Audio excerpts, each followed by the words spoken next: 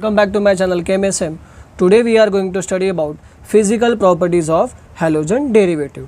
तो हमको यहाँ पे बच्चों तीन टॉपिक के ऊपर डिस्कस करना है. First nature of CX bond, second boiling point और थर्ड है हम लोग के पास सॉल्युबिलिटी.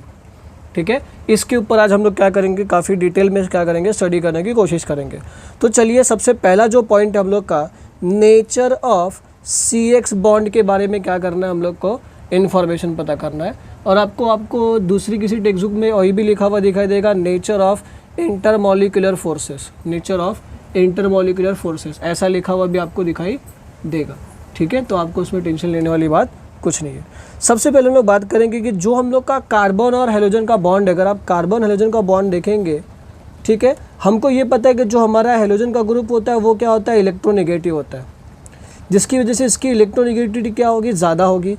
इलेक्ट्रोनेगेटिविटी ज़्यादा होने की वजह से इसके ऊपर क्या आएगा, पार्शियल डेल्टा नेगेटिव चार्ज आएगा और इसके ऊपर क्या आएगा, पार्शियल पॉजिटिव चार्ज. क्यों? क्योंकि अपने ये जो बॉन्ड के इलेक्ट्रॉन है वो क्या करेगा, अपनी तरफ क्या कर लेगा, खींच लेगा. क्योंकि हेलोजन ग्रुप की टेंडेंसी क्या होता है, इलेक्ट्रॉन को अपनी तरफ क्या करता है, खींचता है.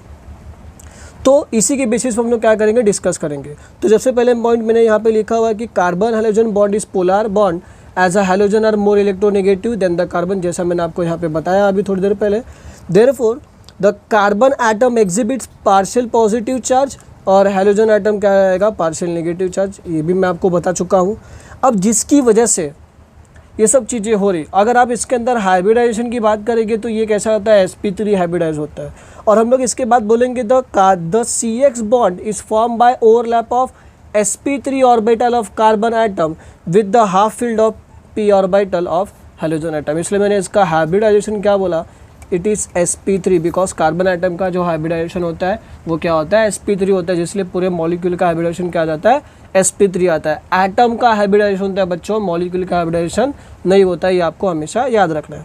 अब जिसकी वजह से ये जो चार्ज आया है, चार्ज एक्वायर होने की वजह से इसके अंदर क्या क्या चेंजेस होंगे वो हम लोग देख लेते हैं. चार्ज एक्वायर होने की वजह से हम लोग क्या बोलेंगे, नेचर में क्या चेंजेस आएगा, the size of halogen atom increases from fluorine to iodine. मतलब फ्लोरीन से लेके आयोडीन तक साइज क्या होता है, इंक्रीज होता है. ठीक है, जिसकी वजह से which increase the CX bond length. जैसे जैसे फ्लोरीन से लेके आयोडीन तक बढ़ेगा, इनका बॉन्ड लेंथ मतलब कार्बन और हेलोजन के बीच का जो बॉन्ड लेंथ होगा वो भी क्या होगा बच्चों, बढ़ते जाएगा. उसके बाद मैं स्टेटमेंट बोलूँगा, larger the size greater is the bond length and weaker is the bond. ठीक है, इसका मतलब क्या है, जितना ज़्यादा साइज होगा उतना ज़्यादा मेरा क्या होगा, बॉन्ड लेंथ बढ़ेगा और उतना ही कमज़ोर मेरा क्या होगा, बॉन्ड फॉर्म हो जाएगा.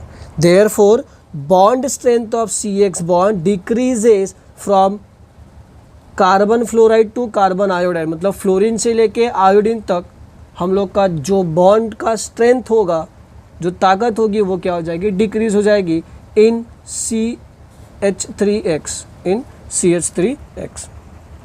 This is because the size of p orbital of halogen increases, p orbital more diffuse and the extent of overlap with the orbital carbon is decreases. ये इसके पीछे का सबसे मेन रीज़न.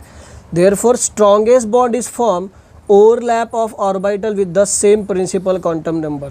और strongest bond कब बनेगा, जब हम लोग का जो ऑर्बिटल होगा वो सेम प्रिंसिपल क्वांटम नंबर से क्या करे, ओवरलैप करेगा, तो वहाँ पे हमको क्या मिल जाएगा, स्ट्रॉन्गेस्ट बॉन्ड मिल जाएगा. Bond strength in methyl halides, सबसे पहले क्या आएगा, मिथाइल फ्लोराइड, उसके बाद आएगा मिथाइल क्लोराइड, उसके बाद आएगा मिथाइल ब्रोमाइड और उसके बाद आएगा मिथाइल आयोडाइड.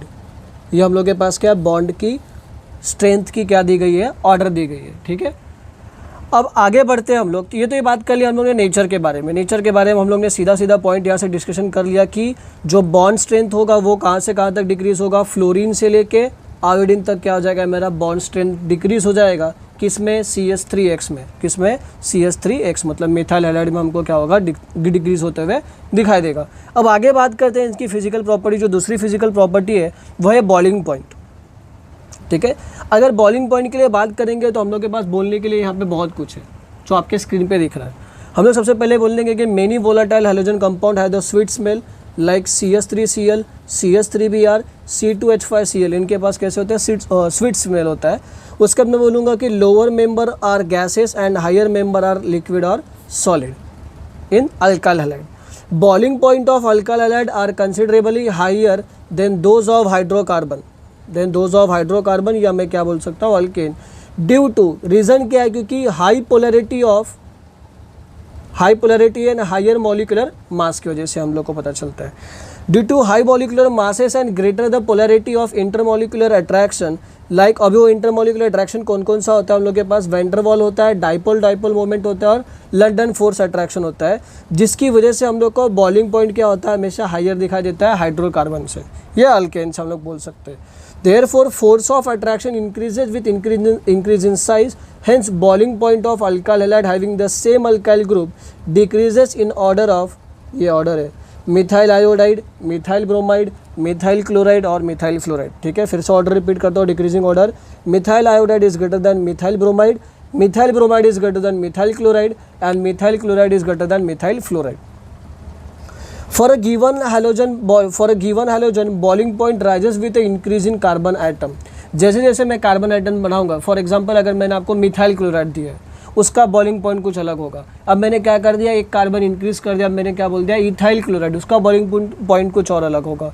तो जैसे जैसे मैं कार्बन बढ़ाऊंगा सेम हैलोजन ग्रुप के अंदर, वैसे वैसे उसका बॉइलिंग पॉइंट क्या होगा, बढ़ते जाएगा। जैसे यहाँ पे आप देख सकते हैं, यहाँ पे मैंने दिया हुआ है मिथाइल क्लोराइड, तो यहाँ पे कितना दिया हुआ है 248। अब मैंने क्या दे दिया, इथाइल क्लोराइड, तो यहाँ पे कितना हो गया 285। तो जैसे जैसे मैं कार्बन बढ़ाऊंगा वैसे वैसे मेरा बॉइलिंग पॉइंट भी क्या होगा, बढ़ते जाएगा। ठीक है, तो मेन पॉइंट यहाँ पे हमको याद रखना है कि मॉलिक्यूलर मास बढ़ेगा तो मॉलिक्यूलर मास इंक्रीज होगा तो बॉइलिंग पॉइंट भी क्या होगा, इंक्रीज होगा। तो यहाँ पे मैं लिख सकता हूँ mass is directly proportional to boiling point. ठीक है, और यहाँ पे हम लोग क्या बोल रहे हैं कि कार्बन, दूसरा पॉइंट यहाँ पे जो आपको याद रखना है, for a given halogen boiling point rises with the increase in carbon atom. ये दो पॉइंट आपको हमेशा याद रखना है। जैसे जैसे मैं सेम हैलोजन के लिए कार्बन बढ़ाऊंगा वैसे वैसे मेरा बॉइलिंग पॉइंट भी क्या होगा, बढ़ते जाएगा। ये आपको हमेशा क्या रखना है, याद रखना है बच्चों। ठीक है, आगे हम लोग बात करते हैं इसी के अंदर, इन केस ऑफ आइसोमेरिक। ठीक है, अगर मैं आइसोमेरिक के लिए बात करूँ, आइसोमेरिक मतलब एक ही कंपाउंड के जो डिफरेंट स्ट्रक्चर होंगे, जिनका मॉलिक्यूलर फार्मूला सेम होगा बट स्ट्रक्चरल फार्मूला क्या हो जाएगा, डिफरेंस हो जाएगा, तो उस टाइम पे बॉइलिंग पॉइंट क्या होता है। तो हमेशा याद रखने का relation, boiling point is inversely proportional to branching. ठीक है, ये आपको एमसीक्यू में बहुत जगह पे मदद कर देगा। जेई नीट जैसे एग्जाम में क्या करेगा, हेल्प करेगा, क्योंकि जैसे जैसे ब्रांचिंग बढ़ती है वैसे वैसे बॉइलिंग पॉइंट क्या होती है, कम होती है। ठीक है, अगर आपको लगता होगा मैं झूठ बोल रहा हूँ तो आप यहाँ आपके सामने एग्जाम्पल पड़े हुए देख लो। स्टेट चेन था 375, थोड़ा सा ब्रांच बढ़ा 364 हो गया, फिर ब्रांचिंग बढ़ गई 346 हो गया। इसका क्या मतलब है बच्चों, अगर ब्रांचिंग बढ़ेगा तो बॉइलिंग पॉइंट क्या होगा, डिक्रीज होगा। ये आपको हमेशा याद रखना है। ठीक है, शाबाश, समझ में आया बच्चों आप लोगों को। ठीक है, आगे बढ़ते हैं। नेक्स्ट पॉइंट आता है सॉल्युबिलिटी के लिए बात करते हैं। अब अगर मैं सॉल्युबिलिटी के लिए बात करूंगा तो अल्काइल हैलाइड कैसा है, पोलर मॉलिक्यूल है, और अगर पोलर मॉलिक्यूल है तो वाटर में क्या होगा, इनसॉल्युबल होगा। ये तो हमको पता ही चले गया। क्यों, क्योंकि inability of alkyl halide to form hydrogen bond with water, ये उसका मेन रीज़न आ गया।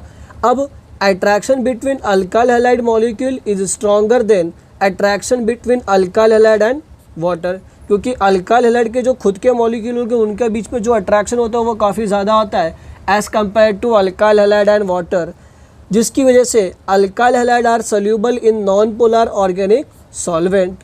अल्काइल हैलाइड हमेशा किसके अंदर सोल्यूबल होगा, non polar organic solvent like benzene. Aryl halide is also insoluble in water but soluble in organic solvent, हमेशा याद रखने का। तो ये हो गया, हम लोग ने सॉल्युबिलिटी के लिए बात कर लिया। तो ये था बच्चों फिजिकल प्रॉपर्टीज़ के बारे में। सबसे पहला नेचर ऑफ CX बॉन्ड पढ़ लिया, दूसरा बॉइलिंग पॉइंट के बारे में पढ़ा और तीसरा किसके बारे में पढ़ लिया, सॉल्युबिलिटी।